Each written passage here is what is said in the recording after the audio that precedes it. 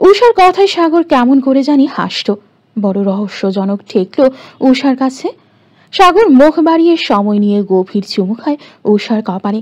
উষা নিশ্চুপ, সে চাইলেই বাধা দিতে পারত, কিন্তু কেন জানি ইচ্ছে করল না।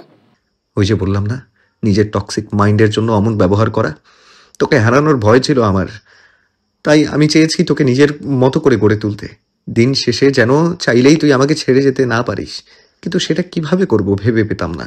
এর মধ্যেই শুনি তোকে ডিভোর্স দেব। এই কথা বলার পর সবাই নানানভাবে তোকে বুঝিয়েছে যে যত যাই হোক স্বামীর সংসার করে যেতে হবে, গায়ে ডিভোর্সের ট্যাগ লাগিয়ে দেয়া যাবে না। ডিভোর্সি নারীদের সমাজে অনেক অপমান আর লাঞ্ছনার শিকার হতে হয়। পরে জানতে পারলাম এসব তুইও নাকি। তখন বলতি সাগর ভাই যেভাবে চায় আমি সেভাবেই চলবো, কোনো ছেলেদের সাথেও কথা বলবো না, সাগর ভাই যা চায় তাই হবে। আর সেসব শুনে আমিও ভেবে নিই ছোট বাচ্চা তুই, আবেগের বয়স চলে, খুব সহজেই আমাকে নিয়ে ভাবতে পারবি। তাই আমি ওই ডিভোর্সের টোকাটাই ব্যবহার করলাম। ডিভোর্সের কথা বললে তোর আমাকে হারানোর ভয় হবে, একটা সুন্দর সংসার না হওয়ার আফসোস থাকবে। সবচেয়ে বড় কথা, সমাজের কাছে ডিভোর্স ট্যাগের জন্য সর্বদাই লাঞ্ছিত হতে হবে। তুই নিজের সংসার বাঁচানোর জন্য হলেও, ডিভোর্সের ট্যাগ না লাগার জন্য হলেও চাইবি বিয়েটা যেন টিকে। অন্তত এসব নিয়ে ভাবতে গিয়ে তুই না চাইতেও আমাকে নিয়ে ভাববি, আমার ভাবনায় ডুবে থাকবি। আমি চাইতাম তোর মন মস্তিষ্কে সর্বদাই আমার অস্তিত্বের বিচরণ হবে, আমি ছাড়া অন্য কেউ সেখানে স্থান পাবে না। সেই থেকে অমন ব্যবহার করা। তোর মাকে কেন্দ্র করে কথা শোনানো যেন বুঝতে পারিস তোর মা দুনিয়ার সবচেয়ে নিকৃষ্ট আর পাপী ব্যক্তি এবং পাপ কাজ করেছে। তোকে অবশ্যই নিজেকে হেফাজতে রাখতে হবে। মায়ের কুকর্মের জন্য কেউ যেন তোকে খারাপ না বলতে পারে, দিন শেষে কারো মুখেও যেন শুনতে না হয় যে তুই মায়ের স্বভাব পেয়েছিস। এটা ঠিক, এসব আমি নিজেই বলেছি। তবে ভুলে যাস না, তোর দিকে কেউ আঙ্গুল তুললে আমি তাকে ছেড়ে দেইনি। নানুর কথাগুলোই ভাব। তোকে যা ইচ্ছা বলার করার অধিকার আমার আছে, আমি কাটবো, মারবো, দিন শেষে ওষুধও দেব, কিন্তু অন্য কেউ এমন করার স্পর্ধাও দেখাতে পারবে না। সত্যিটা এই যে, এই দুনিয়া উল্টায় গেলেও আমি তোকে ছাড়ছি না। তুই চাইলেও আমি তোর থেকে দূরে যেতে পারবো না, কারণ আমি তোর মাঝেই বেঁচে আছি। তুই সেটা কখনো বুঝতে পেরেছিস কিনা আমি জানি না, তবে তুই যদি আমার থেকে মুক্তির পথ খুঁজিস, তোর সেই পথ আমাকে ঘিরেই হবে। তুই আমার মাঝে এমনভাবে জড়িয়ে আছিস, মনে হয় তোকে আলাদা করতে গেলে আমি নিজেকেই ভেঙে ফেলবো। সাগরের শেষ বাক্যগুলো উষার সত্তা নাড়িয়ে দিলেও কোনো প্রতিক্রিয়া নেই তার। সে বিস্ময় কিং কর্তব্য বিমূঢ়। একটা মানুষ এতটা টক্সিক মাইন্ডের কিভাবে হয়? ভালোবাসলে এত বাজে পথ বেছে নিতে হবে? তাই সাগর ভাই এতটা নিচু মন মানসিকতা পোষণ করে? ছি! উষার ঠোঁট ভেঙে কান্না আসে। যে জন্মধাত্রী মাকে সে এমনিতেই ঘৃণা করে, তার প্রতি ঘৃণা বাড়িয়ে দিতে একবারও বুক কাঁপল না সাগর ভাইয়ের? নিজের মায়ের প্রতি অবশিষ্ট শ্রদ্ধাটুকু হারিয়েছে সাগর ভাইয়ের কথা আর অপমানের জন্য। এতটা টক্সিক সাগর ভাই! এটা কেমন ভালোবাসা তার সাগর ভাইয়ের, যে ভালোবাসায় কোনো মাধুর্য নেই, সরলতা নেই, মানবিকতা নেই? এটা ভালোবাসা? উষা ডুকরে কেঁদে উঠল। এত বাজে মানুষকে সে মন প্রাণ দিয়ে ভালোবেসেছে, ভুল তো তারই। সাগর উষার অস্থিরতা টের পায়। উষাকে শক্ত করে জড়িয়ে ধরতে চায় সে, কিন্তু সেই সুযোগটুকু উষা দিল না। সাগরকে এগিয়ে আসতে দেখেই শটান দাঁড়িয়ে গেছে সে। সাগর অবাক হয় না, সে জানতো এমন কিছুই হবে। সাগর খুব সরল কণ্ঠে বলে, দেখ সুইটবি, তুই আমাকে ভুল বুঝবি, এটাই স্বাভাবিক, কিন্তু আমি যা করেছি সম্পূর্ণটাই নিজেদের ভালোর জন্য, তোকে নিজের মতো করে গড়ে নিতে। দেখ অনেক হয়েছে, এখন আর আমি দূরত্ব চাইছি না। আমি হিনা, তুই একদমও সেফ না। তুই আমি ছাড়া অচল। এখন না বুঝলেও সময় হলেই বুঝবি। সাগরের কথার পৃষ্ঠে উষা কিছু বলতে যাবে তার আগেই সাগরের পকেটে থাকা মোবাইল ফোন বেজে ওঠে। বড় বিরক্তি নিয়ে সে পকেট থেকে ফোন বের করে। ভেবেছিল বাসার বা রাফিদের কল হবে, যেহেতু অনেক রাত হয়েছে, কিন্তু তাকে অবাক করে দিয়ে একটা আননোন নাম্বারে কল। সাগর কলটা ধরল না, ফোনটা রেখে দিল টেবিলের ওপরেই। সাগরকে ফোন রেখে দাঁড়াতে দেখে উষা তেজি কণ্ঠে বলে, নাটক পেয়েছেন? কেমন টক্সিক মানুষ আপনি! ছি, আমার ভাবতেও ঘৃণা লাগছে। এত নিচু মন মানসিকতা আপনার। আপনার কাছে এসব ভালোবাসা মনে হতে পারে, কিন্তু আমার কাছে টক্সিসিটি ছাড়া আর কিছুই না। শুধু আমার উপরে অধিকার ফলানোই আপনার কাজ ছিল। এসব ভালোবাসা টালোবাসা কিচ্ছু না। আপনি তো খেলনা পেয়েছেন আমায়, তাই না? আমাকে নিজের মতো গড়ে নিতে হবে কেন আপনার? মানুষ মনে হয় না আমায়?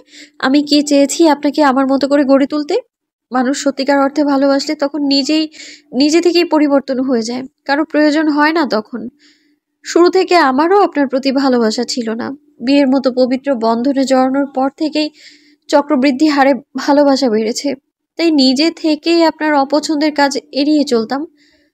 আর আপনি, ছি, আমার মাকে তো আমি এমনিতেই ঘৃণা করি, তাকে আরো ঘৃণা করতে বাধ্য করলেন আপনি। সাগর ব্যস্ত হলো উষাকে সাফাই দিতে। সে এগিয়ে এসে নিজেদের মধ্যে দূরত্বটুকু ঘোচালো। উষা পিছিয়ে যায় কয়েক কদম। এর মধ্যেই আবারও কল। পরপর অনেকগুলো কল সেই আননোন নাম্বার থেকে। কিন্তু দুজনেই এখন জগতের বাহিরে অবস্থান করছে যেন। ঘরে অসুস্থ রোগী আছে সেটাও যেন ভুলে গেল তারা। দেখ সুইটবি, তুই যা ভাবছিস তা না। আমি তোর মাকে নিয়ে কথাই বলতে চাই না। তুই আমাদের সম্পর্ক নিয়ে ভাব। আমি সব নতুন করে শুরু করতে চাইছি, পুরনো কথা বাদ দে। কেন বাদ দিব? এতই যদি ভালোবাসতেন তাহলে কেন ডিভোর্সের জন্য অ্যাপ্লাই করেছিলেন? শেষ এই একটা কথা, এই একটা কথার উত্তর দেওয়ার মতো ক্ষমতা নেই সাগরের। কেন অ্যাপ্লাই করেছিল, কি বলবে? মাথাটা তার আপনা আপনি নিচু হয়ে আসে, গলা ধরে আসে তার। উষা সাগরকে নত মস্তিষ্কে দাঁড়াতে দেখে তাচ্ছিল্যের হাসি হাসে। তারপর তাচ্ছিল্যের স্বরে বলে, কি হলো বলুন, কেন অ্যাপ্লাই করেছিলেন? উত্তর আছে আপনার কাছে? সাগর নিশ্চুপ, বুকের ভেতরটা তীব্র যন্ত্রণায় ফেটে যাচ্ছে। শুধু মাথা তুলে করুণ দৃষ্টিতে তাকায় উষার দিকে। কি হলো, কথা বলছেন না কেন? আর বলবেনই বা কি করে? উত্তরই তো নেই। আপনি যা যা বললেন সেসব কিছুর বিনিময়ে কি আমার 5 বছরের তীব্র যন্ত্রণা নাই হয়ে যাবে? আপনি যা বললেন এইসবে আমি বিন্দু মাত্র লজিক খুঁজে পাইনি। সুস্থ মস্তিষ্কে মানুষের দ্বারা এসব সম্ভব না। আর ঠিক কি কারণে ডিভোর্সের জন্য অ্যাপ্লাই করেছিলেন তাহলে? সেদিন খাবার টেবিলে কেন বলেছিলেন যে 2-1 দিনের মধ্যেই ডিভোর্সের কাগজ এসে যাবে? উষার কথার মধ্যেই বার দুয়েক সাগরের ফোন বেজেছে। তবে সে রিসিভ করেনি। এবার টুংটাং মেসেজের শব্দ আসছে। এবার যেন উষার সম্বিত ফিরে আসে। সে একটু চিন্তিত হয়েই বলে, কে বারবার কল করছে? বাসা থেকে নাকি? জানি না, আননোন নাম্বার। মুহূর্তেই উষা আতঙ্কিত হয়। হায় আল্লাহ, কল রিসিভ করুন, বাবার কিছু হলো কিনা। সাগর ফোন হাতে নিতেই কয়েকটা মেসেজের নজরে আসে। মুহূর্তেই তার চোয়াল শক্ত হয়ে যায়। মেসেজগুলো ঠিক মতো পড়ার আগেই আবারও কল আসে। উষাই সাগরের হাত থেকে ফোন কেড়ে নিয়ে রিসিভ করে। লাউড স্পিকারও দিয়ে দেয় সে। হ্যালো বলার পূর্বেই শুনতে পায় অপরিচিত কণ্ঠস্বর। কিছুটা হেয়ালিপনা নিয়েই বলছে, ফোন ধরতে এতক্ষণ লাগে? বউয়ের সাথে তো রোমান্স করছিলে না? তোর বউ তো তোকে কাছেই ঘেঁষতে দেয় না। তবে এত কিসের ব্যস্ততা? তোর বউয়ের কাছে তো ঘেঁষবো আমি। এতটুকু শোনার পরেই উষা হতবাক। অজানা ভয়ে আতঙ্কে শরীরটা হালকা ঝাঁকুনি দিয়ে উঠল তার। কি শূন্য সে! সাগর এরই মধ্যে ফোন নিয়ে টানাটানি করছে। সে বুঝেছে কে এই ব্যক্তি, কিন্তু উষা ফোন দিলে তো। সাগরের দিকে ভালোভাবে তাকাতেই দেখে সে চোয়াল শক্ত করে দাঁড়িয়ে আছে। চোখে আগুন জ্বলছে তার। অপরিচিত লোকটি আবারও বলে, কিরে, গাজীপুরে আসস না বউ নিয়া? রোমান্টিক ডেটে গেছস? তোর রোমান্টিক ডেটের 12টা বাজাইতেছি। তোরে মাইরা পরে তোর পাখিটারে নিয়ে রোমান্টিক নাইট স্পেন্ড করবো আমি। সেদিন তো সেই মায়ের মারলি, তার উপহার স্বরূপ আমার থেকেও তো কিছু দিতে হয় তোর মা। আর কিছু শুনতে চাইল না উষা। কলটা খট করে কেটে দিল। রাগ আর ভয়ের মিশ্রণে মস্তিষ্ক কাজ করা বন্ধ করে দিয়েছে। মনে পড়ছে গাড়িতে বসে সাগরের বলা কথাগুলো। মানুষটাকে, তার সাথে কিসের শত্রুতা। উষা কিছু বলার পূর্বেই সাগর উষার হাত থেকে ফোন নিয়ে নিল। মেজাজ তার বিগড়ে গেছে। নিজের বউকে নিয়ে এই ধরনের কথা বলার সাহস সে পায় কই। সাগর ব্যস্ত ভঙ্গিতে আঙুল চালিয়ে কল লাগালো কাউকে। উষার অস্থির তনুমন। কে সাগর ভাই? মানুষটা কে? আমাদের সাথে কিসের শত্রুতা তার? চুপ, একদম চুপ। চুপচাপ গাড়িতে ওঠ, একটা শব্দও করবি না। আচমকা সাগরের এহেন ধমকে আত্মা কেঁপে ওঠে উষার। কিন্তু তবুও সে দমে যায়নি। না বললে আমি গাড়িতে উঠবো না, যাবও না। এর মধ্যেই কল রিসিভ হয়। সাগরের আতঙ্কিত মুখশ্রী স্পষ্ট। হাত পা ঠান্ডা হয়ে যাচ্ছে তার। নিজের জন্য পরোয়া নেই তার, কিন্তু উষার সাথে উষার কোনো ক্ষতি সে ইহজনমে হতে দেবে না। কল রিসিভ হতেই রাশভারী স্বরে ধমকে উঠল, এতক্ষণ লাগে কল রিসিভ করতে? কই তুই? আমি সামনে এগোচ্ছি। তুইও আয়, উষাকে তোর সঙ্গে নিয়ে মামার বাড়ি যা। খবরদার বাড়ি থেকে কেউ বেরোবি না। রাফিদ ভয় পেয়ে যায়। হঠাৎ কি হলো? এত ভয়ার্ত কণ্ঠ কেন তার ভাইয়ের? তবু সে কোনো মতে বলে, এই তো তুমি সামনের মোড়ে এসো, 5 মিনিট আর লাগবে না। সাগর আর কিছু শুনল না, শুনতে চাইলেও না। কল কেটে দিল সে। উষা এবার পাগল হয়ে যাবে প্রায়। কি হচ্ছে কিছুই মাথায় ঢুকছে না। সাগর এক প্রকার টেনে হিচড়ে তাকে নিয়ে সামনে এগোতে লাগলো। উফ, সমস্যা কি সাগর ভাই? এমন করার কোনো রিজন আমি দেখছি না। সাগর উত্তর দেয় না। গাড়ির কাছে পৌঁছে এক প্রকার ধাক্কা দিয়েই সিটে ফেলে দেয় উষাকে। উষার এত আহাজারি অনুরোধ কিছুই কানে গেল না। দেখা গেল মিনিট 5-এর মধ্যেই রাফিদের গাড়ির সামনে এসে থামল সাগরের গাড়িটা। সাদাফ আর রাফি চিন্তিত মুখশ্রীতে বাহিরেই দাঁড়িয়েছিল। সাগর গাড়ি থেকে নেমে উষাকেও নামায়, হাত ধরে টেনে নিয়ে যায় রাফিদের গাড়ির সামনে। তুই তুই এখানে হলে আরিশা কোথায়? আরিশা নানু বাসায় আছে। রাফিস ভাইকে একা ছাড়তে ইচ্ছে করলো না। কি হয়েছে ভাইয়া, এত চিন্তিত কেন তুমি? Anything wrong? এখন কথা বলার সময় নেই রাফিদ। সাদাফ, রাফিদ শুন, উষাকে সঙ্গে নিয়ে নানা বাড়িতেই যা। আরিশাকে আর ওকে নিয়ে সেখানেই থাকবি আজ, কাল ঢাকায় পৌঁছাবি। বা আমি আসবো নিতে। আমি এখন রিসর্টে যাচ্ছি। রাফিদ সম্মতি স্বরূপ মাথা দোলাতেই সাগর ঠেলে ভেতরে বসায় উষাকে। উষা ঘোর আপত্তি জানিয়ে বলে, সাগর ভাইকে একা ছেড়ো না, তোমরা কে যেন কে। একদম চুপ, ঠাঁটিয়ে দিব একটা গালে বেশি কথা বললে। মেজাজ এমনিতেই বিগড়ে আছে আমার, আর খারাপ করিস না। কি হলো, তোরা দাঁড়িয়ে আছিস কেন? গাড়িতে বস, স্টার্ট কর, মিনিটের মধ্যে জায়গা ত্যাগ কর। খবরদার আমার পিছু নিবি না, খুব খারাপ হয়ে যাবে। রাফিদ আর সাদাফ তাই করল। রাফিদের গাড়িটা ছোটনদের বাড়ির রাস্তা ধরেছে দেখেই যেন বুকটা শান্ত হয়ে গেল তার। চোখ বন্ধ করে হাত দুটি মুষ্টিবদ্ধ করে দাঁড়ালো। সেম চোয়াল শক্ত তার। রাগে কটমট করছে সে। এবার হয় এসপার, না হয় ওসপার। সব ঝামেলা তার পিছনেই কেন পড়ে? সবচেয়ে বড় ঝামেলা কাটিয়ে ওঠার পর এখন তিফতিসান আঠার মতো লেগেছে তার পেছে। দুনিয়ার সব মানুষের তার সাথেই কেন শত্রুতা? সাগরের গাড়িটা গ্রামের সাইড পেরিয়ে এবার মেইন রোডে উঠেছে।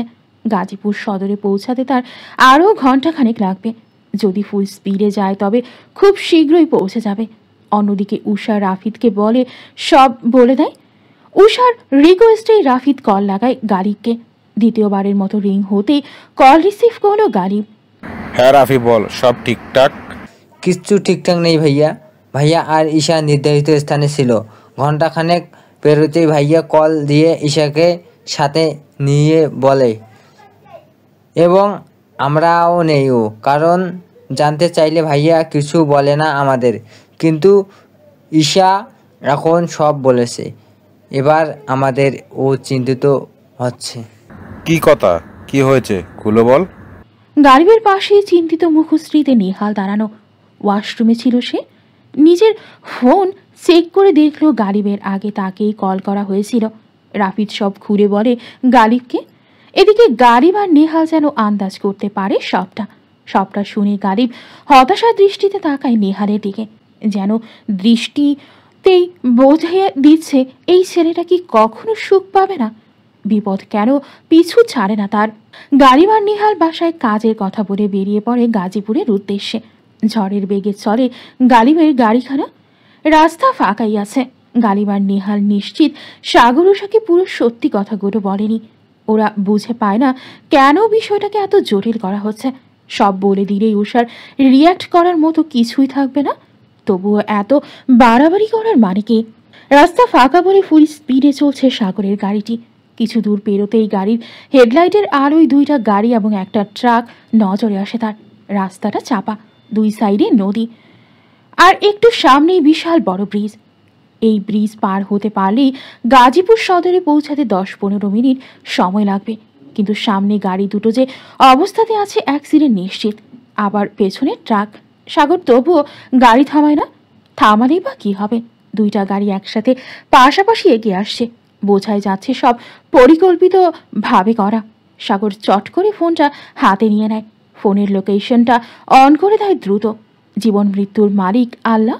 সাগরের অবস্থান থেকে সামনের ব্রিজ দৃশ্যমান। তবে আশ্চর্যের ব্যাপার হলো ব্রিজের কাছেই গাড়ি দুটো থেমে যায়। সামনের গাড়ি দুটো দাঁড়িয়ে আছে দেখে সে নিজেও আর একটু এগিয়ে গাড়িটা থামিয়ে দেয়। সে বুঝতে পারছে এসব তিফতিশানের কাজ। উষা গ্যান্ডারিয়ে আছে এটা সাগর প্রথম দিন থেকেই জানত। আর তিফতিশান যে ওর ওপরে আর উষার উপরে নজর রাখছে তাও জানে। তাই লোক দিয়েই আর নাফিসকে দিয়েই নজর রেখেছে উষার উপরে। তবুও নিজে আসেনি, কারণ সে এদিকটা এলেই তিফতিশান উষার গন্তব্য জেনে যাবে। উষা বাড়ি ছাড়ার আগের দিনই সাগর বেধড়ক পিটিয়েছিল এই ছেলেকে। শিক্ষা হয়নি তার। তারপরে সাগর যখন উষাদের বাসায় আসে সেই খবরও পেয়ে যায় এই ছেলে। ক্ষতি তো কিছু করতে পারেনি, তবে উষার পিছু না ছাড়ার জন্যেই সেদিন পিটিয়েছিল। গন্ডারের চামড়া বলেই লজ্জা সরম গায়ে মাখে না। তিফতিশান বেরিয়ে এসে দাঁড়ালো গাড়ির সামনে। সে জানে সাগরের সাথে একা পারবে না, তাই সাথে 7-8 জন ছেলে পেলে ভাড়া করে এনেছে। এদের কাছে আবার লাইসেন্সধারী বন্দুকও আছে। তিফতিশান ভাবে এই ছেলের এত তেজ আর শক্তি, সে একাই 100। কি থাপ্পটাই না সেদিন দিয়েছিল।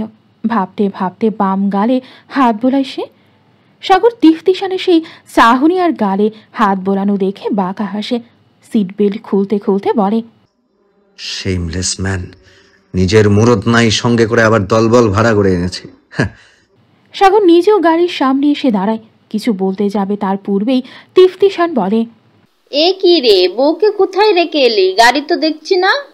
শেষে আমি ওকে ওর ভাইয়ার সাথেই রেখেছিলাম, যদিও তুই পেছনের গাড়িতে ছিলি। না চাইতেও অনেক কিছু দেখে ফেলেছিস। এবার তোর দেখা দেখি বন্ধ করতে হবে। চোখটা আরো আগে উপরে ফেলা দরকার ছিল। কথাটা শেষ হতে না হতেই একটা বিকট শব্দ ছিন্ন করল চারদিকের স্তব্ধতা। সাগর নিজেই টের পেল না কি হলো, শুধু মনে হলো বুকের একপাশ যেন হঠাৎ করেই আগুনে ঝলসে উঠল। আর সঙ্গে সঙ্গেই যেন শরীরের সমস্ত অনুভবের ক্ষমতা এক বিন্দুতে এসে আটকে গেল। সাগরের চোখ কুঁচকে এরও অনেক কষ্টে ঝাপসা দৃষ্টি নিয়ে তাকিয়ে দেখে গাঢ় কালো রঙের শার্টটা ধীরে ধীরে তরল লোহিত পদার্থে ভিজে যাচ্ছে। ঠিক বুকের বাম পাশে হৃৎপিণ্ডের কয়েক ইঞ্চি ওপরের অংশটুকু ভিজে গেছে অনেকটাই। সাগর ধীরে ধীরে নিজের কাপা হাতখানা রাখে সেখানে। আঙুলের ফাঁক দিয়ে গরম কিছু ফোঁটা গড়িয়ে পড়ছে, কিন্তু সে ব্যথার চেয়ে বেশি অনুভব করছে চমকে যাওয়ার ঘোর। এটা কি হলো তার সাথে? শরীরটা হেরে পড়তে চাইছে। মনে হচ্ছে কেউ যেন শরীরের ভিতরে ঢুকিয়ে দিয়েছে গলিত ধাতব কোনো যন্ত্রণা। এক পা পেছনে সরিয়ে হোঁচট খায় সাগর। দৃষ্টি তো সেই কখন ঝাপসা হয়ে এসেছে। চারপাশের শব্দগুলো দূরে সরে যাচ্ছে, শুধু বুকের ভেতরের এক অদৃশ্য খনিতে বিস্ফোরণ হচ্ছে বারবার। ধূপ ধূপ ধূপ। সাগরের মনে হচ্ছে নিজের হৃদস্পন্দনও এখন তাকে ভয় ধরিয়ে দিচ্ছে। তীব্র যন্ত্রণায় চোখটা বন্ধ করতেই চোখের পাতায় ভেসে উঠল উষার সরলতায় ভরা শুভ্র মুখশ্রী। সেই মুগ্ধ দৃষ্টি, কান্না, অযাচিত বিপদের আশঙ্কে নীল হয়ে যাওয়া মুখশ্রী। সাগরের ঠোঁট নড়ে ওঠে, কিন্তু শব্দ আসে না। কি যেন বিড়বিড় করে সে। তারপর আচমকাই বিস্ময় নিয়ে চোখ খোলে। এভাবে এতটা সহজে কি হয়ে গেল তার সাথে? সাগর আরেকবার চোখ তুলে তাকায় তিফতিশানের দিকে। তার নিজের শরীরেই যেন তার পায়ের নিচ থেকে সরে যেতে চাচ্ছে। ক্লান্ত দৃষ্টি নিয়ে দেখে তিফতিশানের পাশে বন্দুকধারী লোকটাকে। সাগর তীব্র যন্ত্রণায় এক সোজা থেকে এক পাশে ঘুরে দাঁড়ায়। সঙ্গে সঙ্গে আরও একটা বিকট শব্দ ধেয়ে আসে। গুলি তার বাম বাহুর বাইসেপস ছেদ করে শরীর ফুঁড়ে বেরিয়ে যায়। মুহূর্তেই গল গল করে রক্তের বন্যা বয়ে যায়। সাগর প্রথম গুলিতেই দুর্বল হয়ে পড়েছে। এটা বুঝতে পেরেই তিফতিশান রড হাতে এগিয়ে এসেছিল। সাগর হেলে দুলে দাঁড়িয়ে আছে, এই মাটিতে মুখ থুবড়ে পড়ে যাবে। দাঁড়িয়ে থাকার এতটুকু শক্তিও নাই তার। তিফতিশান দেরি করল না। সাগরের মাথার পেছনে আঘাত করতে সে লুটিয়ে পড়ে মাটিতে। তিফতিশানের মুখের চমক, এই বেটা অনেক জ্বালিয়েছে তাকে। আগে জানলে এত লোক ভাড়া করতো না। ভাড়া করা লোকদের সাহায্যে গাড়িতে তুলে আরেকজন ড্রাইভিং সিটে বসে গাড়ি চালিয়ে আনে ব্রিজের ওপরে। তারপর সে নেমে গিয়ে সাগরকে বসায় ড্রাইভিং সিটে।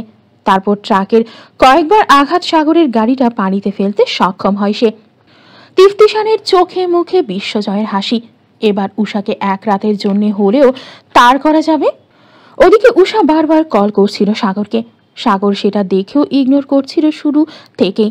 তখনই ভাইয়ের নিষেধ অমান্য করে উষা আর আরিশাকে সাথে নিয়ে বেরিয়ে পড়ে সে। সাথে ছোটনও আসছে বাইক নিয়ে। তারা কেউই সাগরকে ফোনে পাচ্ছে না। গালিব আর নেহালও ট্রাই করেছে। অবশেষে গালিব লোকেশন চেক করে জানতে পারে সাগর কোথায় আছে। ওদিকে উষা বারবার কল করছিল সাগরকে। সাগর সেটা দেখেও ইগনোর করেছিল শুরু থেকে। তখনই ভাইয়ের নিষেধ অমান্য করে উষা আর আরিশাকে সাথে নিয়ে বেরিয়ে পড়ে সে। সাথে ছোটনও আসছে বাইক নিয়ে। তারা কেউই সাগরকে ফোনে পাচ্ছে না। গালিব আর নেহালও ট্রাই করেছে। অবশেষে গালিব লোকেশন চেক করে জানতে পারে সাগর কোথায় আছে। গালিব আর নেহাল রওনা দেওয়ার পূর্বেই তাদের বন্ধু, যে বর্তমানে পুলিশ ডিপার্টমেন্টে এসআই পদে কর্মরত আবির, মৃধাকে কল করে আসন্ন বিপদের কথা জানিয়েছিল। আবির ব্যস্ত, একটু বেশি ব্যস্ত। সে বলেছে আসার চেষ্টা করবে, তবে গাজীপুরের থানায় ইনফর্ম করে দিয়েছে। সাগরের লোকেশন ট্রাকের জন্য নাম্বার সহ সব ইনফরমেশনও দিয়েছে। সে না আসতে পারলেও পুলিশের ফোর্স যথাযথ জায়গায় পৌঁছানোর বন্দোবস্ত করে দিয়েছে। রাফিদের গাড়িটা এখনো মাঝ রাস্তায়। উষা নিজেকে সান্ত্বনা দিচ্ছে, সাগর ভাইয়ের কিছু হয়নি, কিছু হতেই পারে না। তিফতিশান এখনো গাজীপুরেই আছে। সাগর উষাকে নিয়ে যে রিসর্টে উঠেছে সেইখানটাতেই তার তল্লাশি চলছে। সে এত কিছু জানে না। এই যেমন সাদাফের নানার বাড়ি যে গাজীপুরে, সেটা তার জানা নেই। সে আপাতত চিন্তায় আছে এই এতটুকু সময়ের মধ্যে কিভাবে উষাকে সরিয়ে ফেলেছে। পুলিশ পৌঁছানোর আগে রাফিদরাই ব্রিজে পৌঁছাতে পেরেছে। ব্রিজের রেলিংয়ের ভাঙা চূড়া অবস্থা দেখে ওদের বুঝতে বাকি নেই এখানেই হয়তো কোনো ঝামেলা হয়েছে। ব্রিজের ঠিক মাঝখানে গাড়ি থামিয়েই নেমে পড়ে ওরা চারজনে। উষা নিজেকে আর আটকে রাখতে পারল না, চাইলেও না। হাউমাউ করেই কেটে দিল সে। রাফিদ, সাদাফ, আরিশা তিনজনের তীক্ষ্ণ দৃষ্টি আশপাশটা পর্যবেক্ষণ করতে ব্যস্ত। ফোনের ফ্ল্যাশ জ্বালিয়ে ব্যস্ত ভঙ্গিতে নজর বোলাচ্ছে চারদিকে। উষা স্তব্ধ হয়ে দাঁড়িয়ে আছে, বুকের ভেতর দ্রিম দ্রিম করছে তার। রাফিদ, সাদাফ, আরিশা তিনজনই নিজেদের কাঁপতে থাকা বুক সামলে একরাশ উদ্বেগ নিয়ে চারপাশে খুঁজে চলেছে। ফোনের ফ্ল্যাশ জ্বালিয়ে অন্ধকার দিয়ে চিরে তারা খুঁজে বেড়াচ্ছে তাদের অতি প্রিয় কাউকে। কোনো চিহ্ন বা কোনো নিদর্শন পায় নাকি সেই আশায়। উষা তখন কাঁদতে কাঁদতে স্তব্ধ হয়ে যায়। শুধু বুকের ভেতর একটা অজানা ভয়, একটা দুঃস্বপ্নের মতো অনুভূতি। বুকের বাঁ পাশটা ধ্রিম ধ্রিম শব্দে অনবরত কেঁপেই যাচ্ছে। আরিশা বুদ্ধি খাটিয়ে ব্রিজের নিচে নদীর দিকে ফোনের ফ্ল্যাশ ধরতেই চিৎকার দিয়ে উঠল। যেহেতু নদীটার গভীরতাও খুব বেশি না, আর বর্ষাকালেও না, বৃষ্টির ছিটে ফোটাও নাই, তাই পানিও কম। সাগরের গাড়িটি কাদায় ডুবে আছে। গলা ফেটে যায় তার চিৎকারে। কান্না মিশ্রিত গলায় কোনো মতে আওড়ায়, ওইটা কি ভাইয়ার গাড়ি? আরিশার চিৎকার বুকের ভেতরে ধ্বনি তুলে কাঁপিয়ে দেয় বাকিদেরও। সাদাফ, রাফিদ দৌড়ে যায় সেই দিকেই। চোখে না দেখেও তারা বুঝে গেছে হাড়ের ভেতর অনায়াসেই ঢুকে গেছে সেই ভয়াবহ সত্যি, যেটা তারা কল্পনায়ও ভাবতে নারাজ। গাড়িটা কাদার মধ্যে হেলে পড়ে আছে। একপাশে হালকা ভাঙচুর, মাথার মধ্যে বাজে বাজে দৃশ্য ঘুরছে রাফিদের। শরীরটা তার জমে যাচ্ছে যেন। আরিশা এক হাতে ফোন ধরে আছে, অন্য হাতে মুখ চেপে কান্না চেপে রাখার ব্যর্থ চেষ্টা করছে। তবুও পারছে কই? চোখের জলে সব কিছু ধুয়ে মুছে যাচ্ছে। সাদাফ নড়তেও পারছে না। কেন একা ছাড়লো তার ভাইকে? এমন পরিস্থিতির সাথে তো তারা পরিচিত নয়। সেও ভাইয়া বলে চিৎকার করে ওঠে। কতই বা বয়স ওদের। রাফিদ যা একটু বোঝে, সাদাফ তো তাও বোঝে না। ম্যাচিউরিটি নেই বললেই চলে। কেমন বাচ্চাদের মতো হাউমাউ করে কাঁদছে। রাফিদের গলা দিয়ে কোনো শব্দ বেরোচ্ছে না।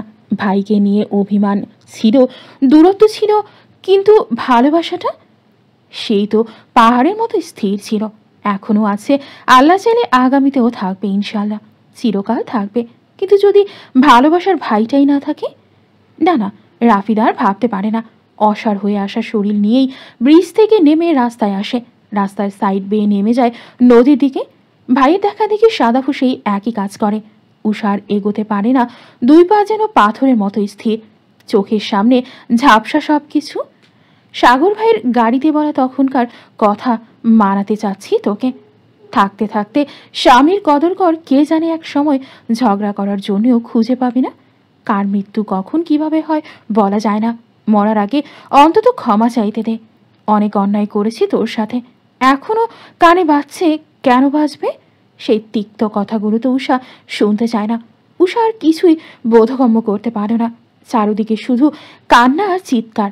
আরিশার গলার আওয়াজ ছাড়া আর তার নিজের বুকের মধ্যে বজ্রপাতের মতো ধুকপুক করা হৃদযন্ত্রের শব্দ ছাড়া কিছুই অনুভূত হচ্ছে না। উষার চোখ বন্ধ হয়ে আসে, ধপ করে পড়ে যায় মাটিতে, জ্ঞান হারায় মুহূর্তেই। শরীরটা নিথর, একটা পাখি যেমন ঝড়ের মধ্যে গাছ থেকে পড়ে যায় ঠিক সেভাবেই পড়ে আছে সে। ঠিক তখনই ছোটন তার বাইক নিয়ে উপস্থিত হয় সেখানে। কোনো মতে নেমে এগিয়ে আসে সামনে। উষাকে মাটিতে পড়ে থাকতে দেখে তার বুকটা মোচড় দিয়ে ওঠে, কপালে ঘাম জমে, চিৎকার করে ওঠে, উষি। সে ধপ করে বসে পড়ে উষার সামনেই, ঝুঁকে এসে গালে হাত ছোঁয়। ছোটন হয়তো বুঝতে দেখেছে এই মুহূর্তে তার সামনে কেবল একটা নিথর শরীর পড়ে আছে, কিন্তু সে এটা হয়তো বুঝতে পারছে না একটা হৃদয় হয়তো ঠিক তখনই ভেঙে চুরমার হয়ে গেছে। ছোটনের চিৎকারে আরিশা পেছনে তাকায়, ছুটে আসে বোনের দিকে, হাঁটু মুড়ে বসে পড়ে বোনের সামনে, মাথাটা নিজ দায়িত্বে করে নিয়ে নেয়। ঝড় অসহায়, বড় অসহায় লাগছে তার। কারো বুকে মাথা রেখে বুক ফাটিয়ে কাঁদতে ইচ্ছে করছে। সে কান্না মিশ্রিত গলায় হেঁচকি তুলতে তুলতে বলে, মামা, তুমি ভাইয়ার কাছে যাও। ওই নিচে নিচে ভাইয়ার গাড়ি। ছোটন কথা বাড়ায় না। উষার তো একটু পর হলেও জ্ঞান ফিরে আসবেই, তবে সাগরের কি হলো? সে নিচে নামতে চায়, কিন্তু তার আগেই সেখানে আইন শৃঙ্খলা বাহিনী এসে হাজির হয়। সাগরের গাড়িটা নদী থেকে তোলা হয়েছে। সাগরের অবস্থাও ভয়াবহ, হাত পা কাদায় মাখামাখি, কোথায় আঘাত লেগেছে বোঝা দেয়। অ্যাম্বুলেন্সও এসে পৌঁছেছে, তাকে এমার্জেন্সি হসপিটালে নিতে হবে। এতক্ষণে সাদাফ এগিয়ে আসে উষা আর আরিশার দিকে। সাদাফ এসে বসতেই আরিশা এক প্রকার ঝাঁপিয়ে পড়ে তার বক্ষে। সাদাফও কাঁদছে, গাল বেয়ে সেই পানি পড়ছে আরিশার মাথায়। গালিবার নেহাল এলো সবে মাত্র। প্রাণপ্রিয় বন্ধুর এমন বেগতিক অবস্থা দেখে ওদের হৃদয় কেঁপে উঠল। এমনটা তারা কখনোই আশা করেনি। যেই ছেলেটা সর্বদাই সকলকে আগলে রেখেছে তার কেন এমন হবে? এই তো কিছুদিন আগে মাত্র সুস্থ হয়ে দেশে ফেল, ভালোবাসার মানুষের সাথে পবিত্র সংসার গড়ার আকাঙ্ক্ষায়। গাড়িবার নেহাল ব্রিজে পৌঁছে সাগর কেমন কর্দমাক্ত আর রক্তাক্ত অবস্থায় দেখতে পেয়ে হঠাৎ করেই থমকে গেল। নিস্তব্ধতা যেন চারপাশে চেপে ধরল দুজনকে। দুজনের হৃদয় সাগরের এমন পরিণতিতে কেঁপে উঠল। গা ছমছম করছে, বুক ক্রমশ ভারী হয়ে আসছে। প্রিয় বন্ধুর রক্তে ভেজা অবস্থা, যন্ত্রণায় ক্রন্ধনরত মুখ, এই দৃশ্য তাদের কাঁধ ঝাঁকিয়ে দিল। কিছু বলতে পারছে না তারা, শুধু চোখের জল গড়িয়ে পড়ছে আর মন অবাক বিস্ময়ে ভরে উঠছে। এমন অবস্থায় তাদের ভেতর এক অদ্ভুত ব্যথা জেগে উঠল। মৃত্যুর সাথে এত কাছাকাছি এসে সত্তা যেন নিজেকে হারাতে চাইছে। গালিবের গলা থমকে গেল আর নিহালের চোখ আর্দ্র হয়ে গেল। এই মুহূর্তে সবকিছু স্তব্ধ, চারপাশটা শুধু বেদনার নীরব চিৎকার। সাগরের গাড়িটা নদী থেকে তুলতেই সময় লেগে গেছে একটু বেশি। সাগরকে ধরে দ্রুত অ্যাম্বুলেন্সে তোলা হয়। উষাকে এখনো জ্ঞান ফেরানো হয়নি, থাক সে ওভাবেই পড়ে। আরিশা ভাইকে দেখে যেন প্রাণ ফিরে পেল, দৌড়ে ছুটে গেল ভাইয়ের কাছে। দেখো কি হয়ে গেল, ভাইয়ার এই অবস্থা কে করলো? নেহাল যেন আরিশার কান্নায় সম্বিত ফিরে পায়, কাপা গলায় বলল, সময় নষ্ট করা যাবে না, দ্রুত হসপিটালে যেতে হবে। নেহালের কথা মতো তাই করা হলো। নির্জন পথ ধরে সাইরেনের শব্দ তুলে অ্যাম্বুলেন্স এগিয়ে গেল হসপিটালের উদ্দেশ্যে।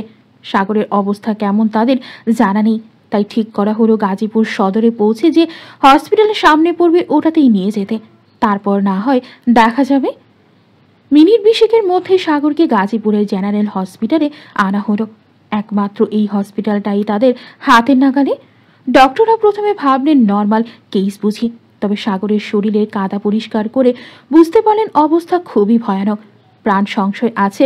ব্লিডিং বন্ধ করার জন্য যত রকম চেষ্টা করার ডক্টররা করছেন।